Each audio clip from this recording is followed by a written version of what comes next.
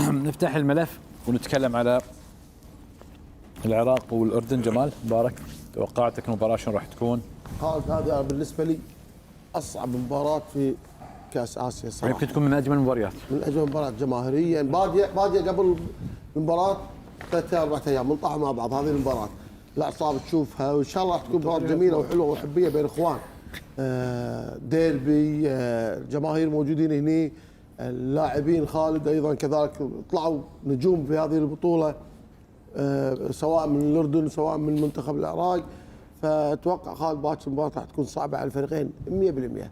فتوقعاتي تروح مع المنتخب العراقي. ليش؟ لأن المنتخب العراقي خالد طبعا الفوز يجيب فوز، الفوز يجيب فوز، البطولة تجيب بطولة، والثقة تجيب الثقة، وتزرع الروح حق اللاعبين اللي شفناهم خذوا كأس الخليج، خذوا غرب آسيا، قدموا مستوى قوي أمام منتخب اليابان، يعتبر هذا بحد ذاته بطولة، واللاعبين خذوا الفرصة وخذوا اريحية، وجماهيرهم قاعد يزداد يوم بعد يوم في قطر. أما المنتخب الأردني فريق حقق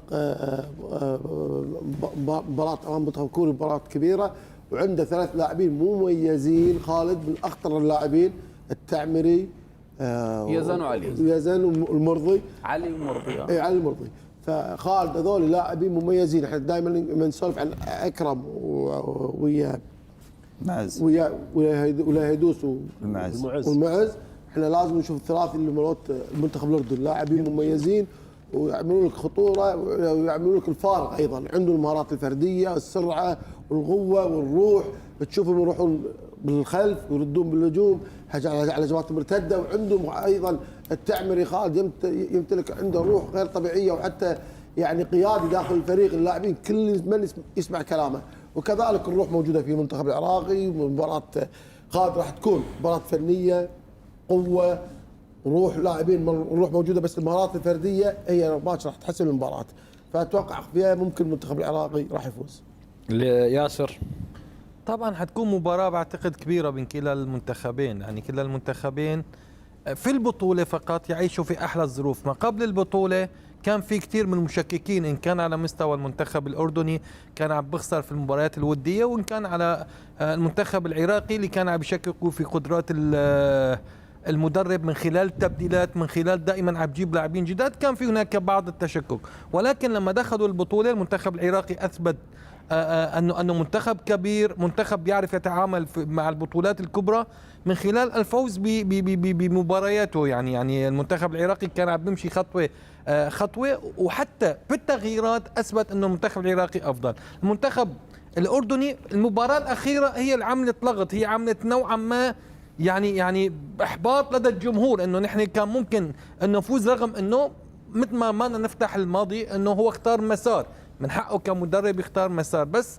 هذا المسار ممكن نوعا ما انه اخر مباراه انهزم فيها، فممكن تاثر ايضا نفسيا على المنتخب. ولكن بشكل عام منتخبين قوايا، منتخبين يمتلكوا مفاتيح الفوز ومفاتيح المحافظه على الفوز. الاقرب المنتخب العراقي اللي شفناه شبه متكامل، يمتلك 3 خطوط كانت كل واحد أفضل من الثاني، بعكس المنتخب الأردني نوعا ما شفناه هجوميا من خلال الثلاثة الأماميين، دفاعيا كان نوعا ما كان بس مباراة لمباراة عم بيكون أفضل. نتمناها أن تكون يوم غدا ديربي عربي، بنقول مبروك للفائز، بنقول هارد لك ونتمنى الفريق اللي يصعد يكمل، نتمنى الفريق اللي ممكن يوصل للنهائي هو الفريق اللي يفوز. وشكرا للمنتخبين. يعني كابتن خالد، طبعا احنا نشوف التاريخ المواجهات بين المنتخب العراقي والمنتخب الاردني 45 مواجهه، 24 فوز للمنتخب العراقي، 10 فوز للمنتخب الاردني، و11 تعادل. هاي الاحصائيات. انا الشيء اللي عجبني طبعا المنتخب العراقي هو حتى في دور المجموعات الاداء اللي قدمه بشكل يعني اداء مميز، مشي على رتم واحد، يستحق المنتخب العراقي الحمد والثناء. وكذلك الفرق بانه اللي جمع بين الاداء والنتيجه، يعني المنتخب العراقي هم كان عنده اداء جيد، وهم نشوف احنا حصل على النتيجه. بالنسبه للمنتخب الاردني عموته شاف امكانيات لاعبيه، يعني خط الخطه، هو خلى الخطه والطريق والاسلوب حسب لاعبيه. هو طبعا اللي عنده الامكانيات هو فريقين باذن الله اللي يتاهل منهم اشوفه متقدم في هذه البطوله. سعود.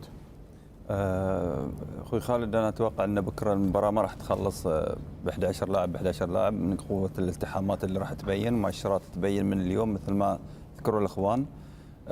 باين ان المباراه بتكون يعني شاده حيلها من بدايه انطلاقاتها، فاتمنى ان شاء الله التوفيق للفريقين. الفريقين فيهم عناصر ممتازه اللي هم يرجحون كفه كل فريق، واتمنى ان شاء الله ان احنا نشوف مباراه يعني تسعدنا وتسعد الجماهير، وتمنياتي لاحد الفريقين انه يواصل ان شاء الله المشوار الى النهائيات باذن الله.